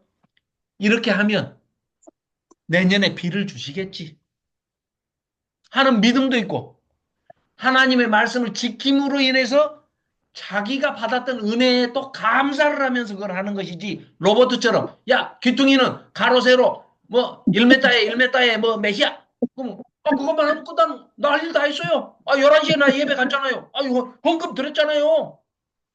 봉사했잖아요. 이 관계는 싫다 이겁니다. 하나님이 내 귀퉁이 네가 정해라. 그러니까 삭개오의 내 귀퉁이는 어느 정도입니까? 자기 재산의 절반을 팔아서 네 배로 토색한 것을 갚겠나이다. 자기가 생각할 때 내 귀퉁이는 자기가 지금까지 못된 짓을 너무 많이 한 것 같아. 그래서 내 귀퉁이를 자기 재산의 절반이라고 한 겁니다. 또 어떤 감사할 일이 생겼던 사람은 기분이 너무 좋아. 또 아니면 올해 너무 풍년이 들었어. 내년에 흉년이 들 망정. 이렇게 풍년이 들었는데도 먹을 게 없어가지고 땅이 없어서 수확할 것이 전혀 없는 가난한 사람들, 땅이 없는 사람들, 외국인 노동자들, 이 사람들을 위해서 내가 좀 내 기둥이 많이 남겨놔야 되겠다. 좀 많이 흘려야 되겠다. 하는 사람은 많이. 그거를 유대인들은 미시나에다가 뭐라고 썼냐면요. 최소 60분의 1이다. 이렇게 써놨답니다. 난 처음에 6분의 1인 줄 알았어요. 미시나에 써 있는 게. 그랬더니 60분의 1이랍니다. 그러니까 그걸 한심한 사람들이 또 하나님의 은혜, 그 무한하신 은혜를 축소시키는 게 그 유대인들이에요. 뭐 우리 이방인들은 더 축소시키고. 그래서 이제 어이구 시간이 벌써 다 됐네. 자, 이렇게 해서 길을 열며 이삭을 이제 이들이 자릅니다. 이제 그러니까 룻기에도 보면은 저기 보아스가 좀 수확할 때 그러지 않습니까? 많이 흘려줘라. 일하는 사람들한테 많이 흘려줘라. 그래가지고 저 루시 가지고 가서 자기 시어머니, 보아스하고, 아니, 나오미하고 같이, 충분히 먹을 수 있도록 흘려라, 흘려. 뭐 이러지 않습니까? 자, 이거를 했어요. 그래서 이삭을 잘랐습니다. 괜찮아요. 그런데 바리새인들이 예수께 말하되, 저들이 어찌하여 이 안식일에 하지 못할 일을 합니까? 하고 이제 따지고 덤비는 겁니다. 아니, 그러니까 예수님 또 가만히 계시겠습니까? 아주 그냥 이 제자들한테 누가 한마디만 해도 그냥 못 견디시는 분이 예수님이시죠.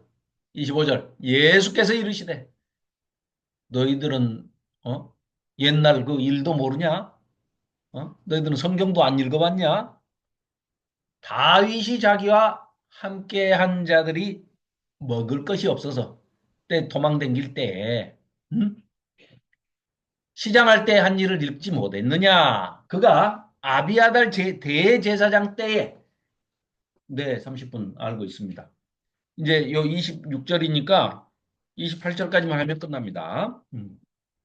그가 아비아달 대제사장 때에 하나님의 전에 성전에 들어가서 성막에 들어가서 제사장 외에는 먹어서는 안 되는 진설병을 먹고 또 함께한 자들에게도 주지 않았냐. 이거는 대제사장만 먹어야 할 것인데 아니 사람이 허기질 때는 그 아니 사람의 그 핍절함과 그 허기짐을 시장한 것을 먼저 사람이 살고 봐야 그래야 안식일이고 뭐고 간에 사람이 먼저 생명이 사람의 존재가 먼저지 안식일을 위해서 사람이 존재하는 게 아니지 않냐. 그건 뭐 아무것도 아니다. 이렇게 했던 그걸 떠올리시면서 또 이르시되 안식일이 사람을 위하여 있는 것이요 사람이 안식일을 위하여 있는 것이 아니니 이러므로 인자는 예수님은 안식일에도 주인이니라. 주인이에요, 주인. 안식일의 주인이 예수님이, 아니, 주인이 아무 말도 안 하는데 옆에서 떠들면, 주인이 아무 말도 안 하는데 네가 뭔데 떠들어. 내가 안식일의 주인이야. 이 사람들 기절했겠죠. 이 말은 뭡니까? 안식일을 제정하신 분은 하나님이신데, 예수님도 하나님이시니까 이 안식일의 주인이시라는 거예요. 창조주 예수님이라는 겁니다. 레이기에도 보면은요, 절기를, 이제 25장에 절기를 이렇게 정해주는데, 뭐 출애굽기, 민수기, 뭐 신명기 뭐 절기에 대해서 다 나오는데 3대 절기를 얘기하는데 레위기만 7대 절기를 얘기를 해요. 유무초오나대초. 유무초오나대초 해도 되고 유무초오나대초. 이 7대 절기를 하는데 제일 먼저 시작이요. 안식일부터 시작을 합니다. 그 안식일은 일주일마다 한번 돌아오죠. 그 일주일마다 한 번씩 돌아오는 그 안식일이라는 거는 하나님의 창조를 기념한 거 아닙니까? 그렇기 때문에 그 안식일의 시작해서 안식일부터 그다음 이게 확대가 된 게 일곱 절기 또 7입니다. 또 이걸 확대하면 7년에 한 번 쉬는 안식년 그걸 한 번 더 확대하면 7년 곱하기 7번 해서 그 다음 해가 희년 50년마다 돌아오는 주빌리 희년 아닙니까? 희년에 대해서는 정말 은혜로운 그 뜻이 거기에 담겨 있는데 오늘은 여기까지 하고 마치도록 하겠습니다. 아이고 이거 뭐 늦게까지 들어주셔서 감사합니다. 이 이렇게 한 장씩 하니까 좋기는 하네요. 저는 이 내용을 자세히 더 살펴보기도 하고 또 쓸데없는 얘기지만 이렇게 뭐 이것저것 설명도 하고 그러니까 진도 빨리 나가는 거 필요 없죠, 송은영 집사님. 네. 맞아요. 네. 그래서 더 좋아요. 네. 그렇죠. 예, 예. 본문 이렇게 읽고 음, 관련된 얘기들 이렇게 좀 서로 하고 이야기도 하면 나누고. 예, 예, 예, 그러니까요. 아니, 예. 저는 좋은데 이제 또 다른 분들이 또 어떠실란가 싶어서 저는 뭐 진도 바쁘지 않으니까 이렇게 살피면 더 좋아요. 그래서 레이기를 정리할 때는 레이기하고 또 연결이 되고 예, 또 이 출애굽기 할 때는 출애굽기하고도 정리되고 그러니까 연결이 안 되는 책이 없어요.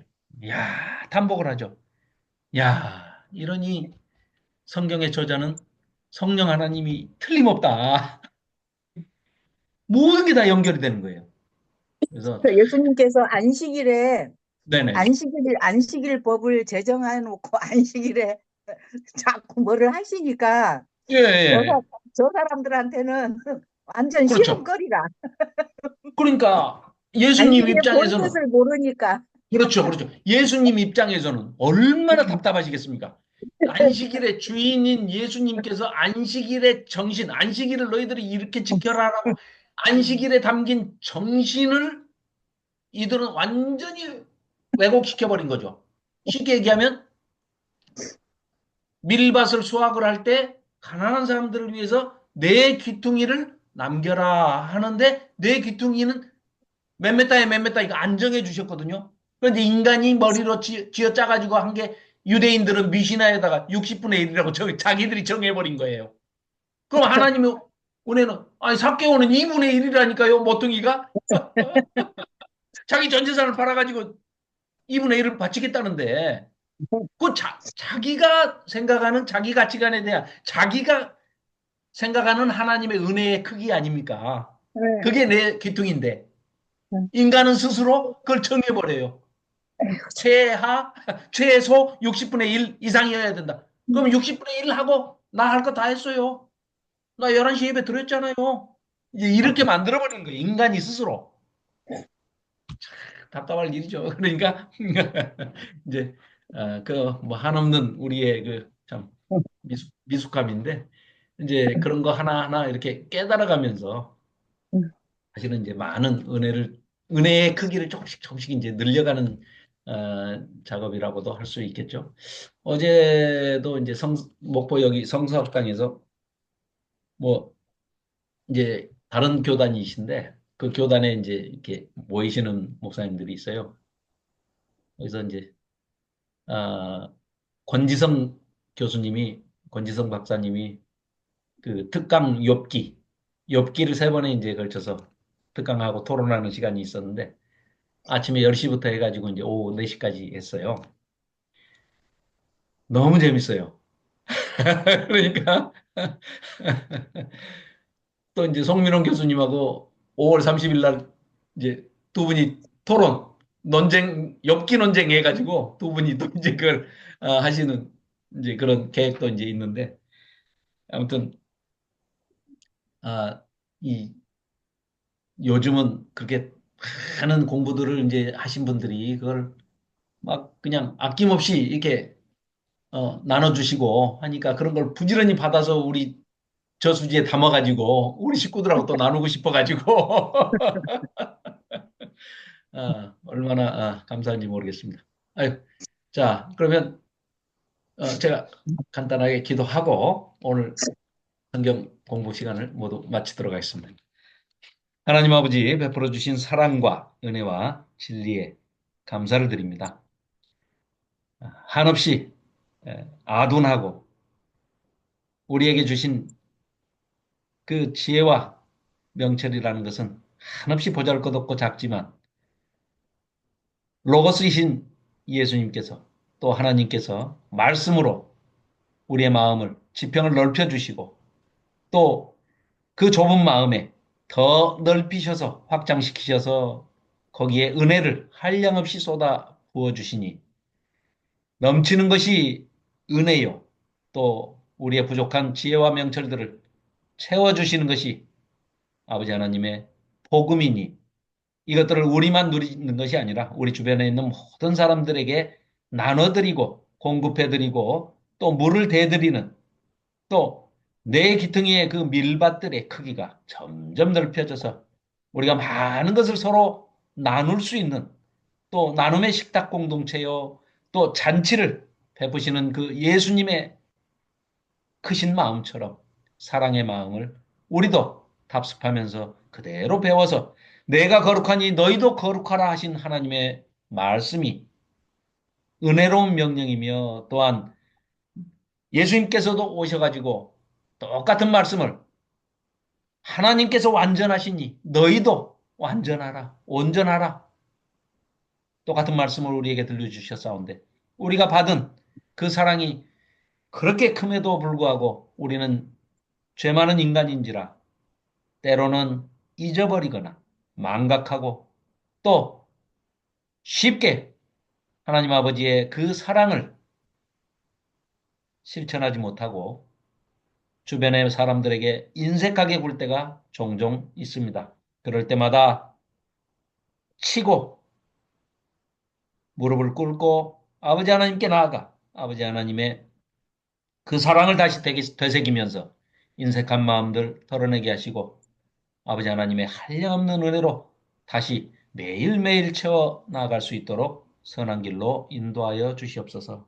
늘 말씀을 가까이 대하게 인도하여 주시니 감사를 드립니다. 또 그 말씀을 바르게 전달하고 또 주변에 공급하기 위해서 함께 이렇게 머리를 맞대고 말씀을 묵상하는 우리 목포 에즈라 식구들 그리고 이 방송을 보는 또 우리 많은 식구들 함께하지 못하지만 그래도 늘 같은 마음으로 언제 어디에 있든지 아버지 하나님의 사랑 안에 거할 수 있고 그 크신 장막 속에 거한다는 것을 늘 잊지 않도록 우리 모두를 인도하여 주시옵소서. 감사드리오며 예수 그리스도의 이름으로 기도하옵나이다. 아멘. 아멘.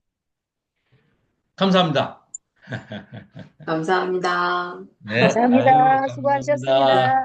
감사합니다. 감사합니다. 고맙습니다. 네, 다음 이민 주에 목사님, 뵙겠습니다. 감사합니다. 다음 주에 뵙겠습니다. 자, 다음 소명해 주에도 주세요. 안식일에 네. 고치십니다. 다음 주에도. 네, 감사합니다. 네. 쉬세요.